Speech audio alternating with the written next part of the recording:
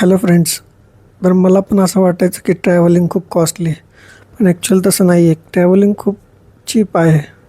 जे महाग आहे ते तुमचा कम्फर्ट आहे. आपण कम्फर्टच्या मागं पळतो म्हणून ते आपल्याला ट्रॅव्हलिंग कॉस्टली वाटतं. रिसेंटली मी कामासाठी चेन्नई कोइंबतूरला गेलो होतो. येताना मला रिटर्न येताना ट्रेनच्या तिकीट्स अवेलेबल नाही झाल्या, तर मी ठरवलं की जनरलने जाऊ. सो जनरलने येताना मला कोइंबतूरवरनं फक्त ₹350 तिकीट पडला. तर तेव्हा मला ही गोष्ट रिअलाईज झाली की travelling is not costly, comfort is costly.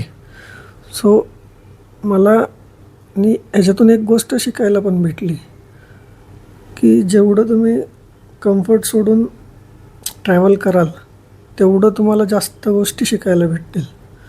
फक्त एवढंच आहे की कम्फर्ट सोडावं लागेल. तुम्हाला ट्रॅव्हलिंग करायचं आहे चीपमध्ये, तर कम्फर्ट सोडावं लागेल.